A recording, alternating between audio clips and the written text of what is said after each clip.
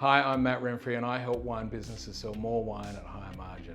That which we call a rose by any other word would smell as sweet. Really, that implies that naming doesn't matter at all. I'm not sure I agree with Mr Shakespeare here. Now, if you've got children, you know how hard naming is. It's something that you actually agonize over. Will this name suit little Johnny as a child and also as an uncle, as a grandfather? Will she be teased at school? What sort of nicknames are going to be? Is it the name that suits a lawyer or a stripper? And the same can be said about naming your wine brand, and it may actually be the hardest thing you'll do. You've got to start with a really clear positioning about what it is that you're trying to do, what you stand for, what your clear position in the market is, who your customer is, where they're buying your wines and why they're buying your wines. Now, we've talked before about what a purchase says about the purchaser.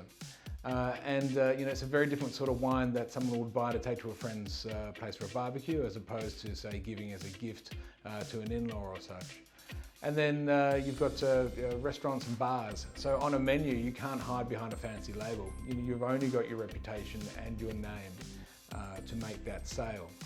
So you better spend some time really building that reputation and spend some time in developing a name that's really going to engage your customer. Now, it's true that kids grow into their names, and I think the same can be said for brands. Target no longer means solely archery, nor does Apple mean fruit. But when you can buy a reserve wine for under $10, I think that name is completely meaningless in the wine game. And also a name like, say, I don't know, Flying Unicorn Red Blend is not really going to sit very comfortably on Langton's. Now, I might be wrong, and I'd love to hear your thoughts, so please leave your comments below.